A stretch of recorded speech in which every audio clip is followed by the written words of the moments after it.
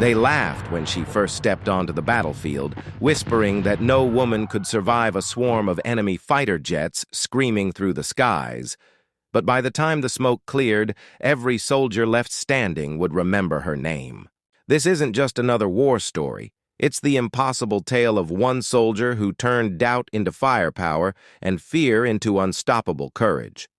And before I take you deep into this journey, make sure you hit that subscribe button right now, because what you're about to hear will shake your idea of survival, loyalty, and sheer human will to its very core. The war had dragged on for months, a grinding storm of fire and steel that chewed up men, machines, and even hope itself, leaving nothing but smoke and silence where villages once stood.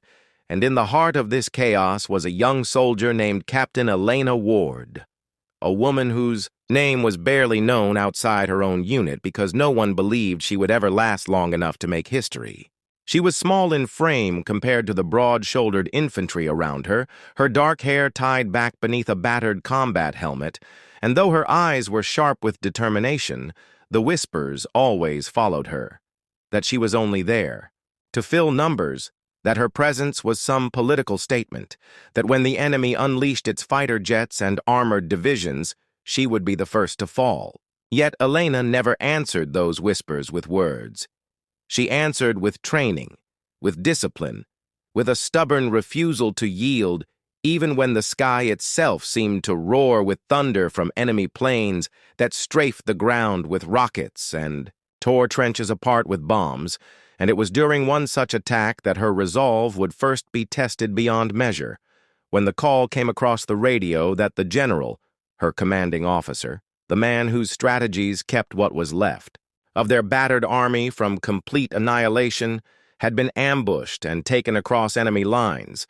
Panic rippled through the ranks because without the general the war was as good as lost, and every hardened officer shook their head and muttered that no rescue was possible, not with the air crawling with enemy jets, not with the roads mined, not with the night alive with drones and snipers waiting for anyone foolish enough to try.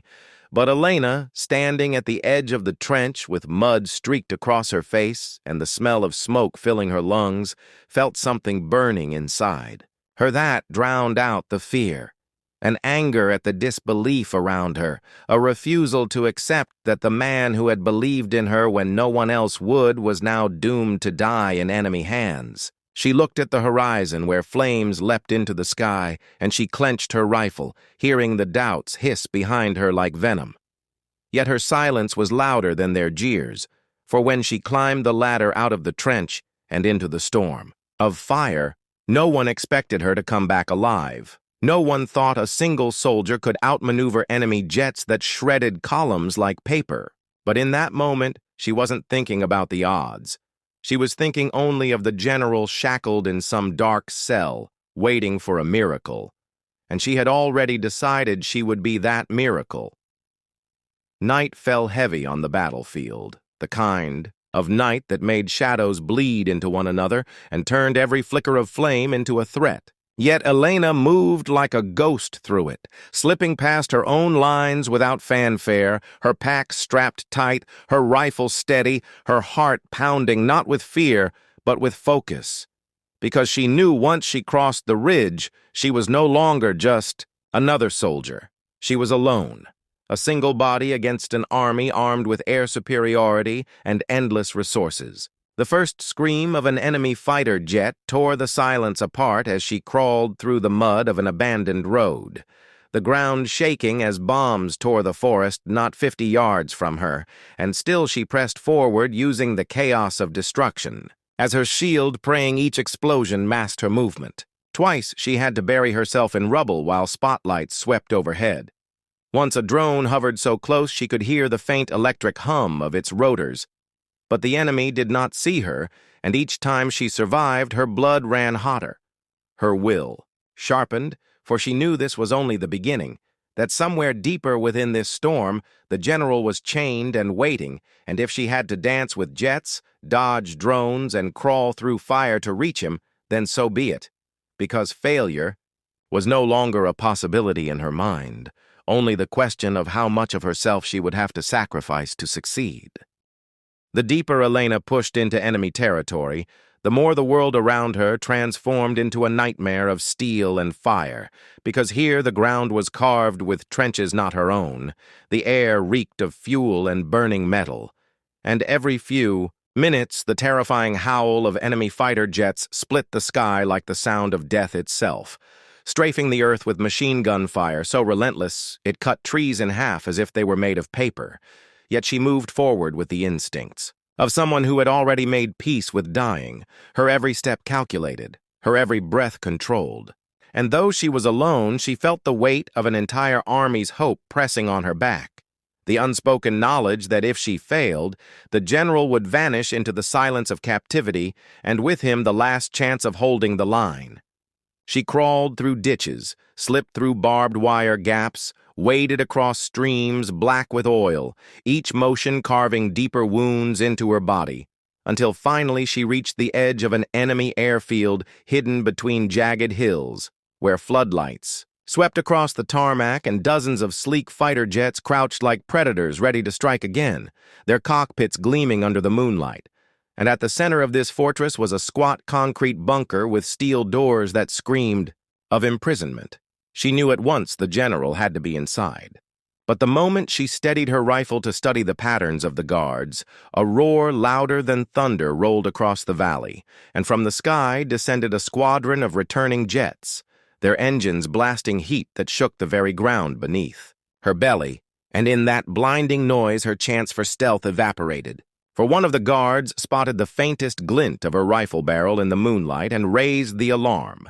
Sirens tearing open the night, searchlights converging on her position like the accusing fingers of heaven.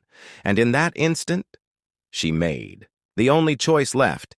She sprinted into the open, bullets cracking past her ears, the earth exploding at her heels, yet somehow her body moved faster than fear, her legs pounding as if they belonged to someone else.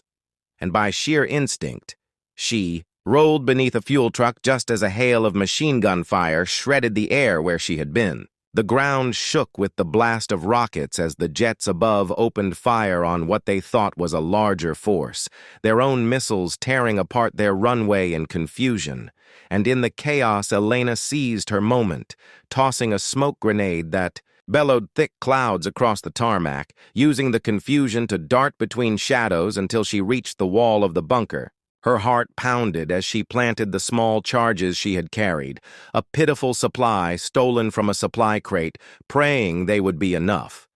And when the explosion tore the steel door from its hinges, she was already diving inside, her rifle raised, her lungs filled with smoke and adrenaline, her finger tight on the trigger, and there in the dim yellow light of a prison cell she saw him, the general, bruised, bloodied, his uniform torn, his eyes wide with disbelief that she was there at all. "You?" he rasped, his voice breaking with shock and a kind of desperate hope. "They sent you alone?" But Elena only shook her head as she cut his chains, her jaw set with fire, and replied, "No one sent me, General. I came because no one else would."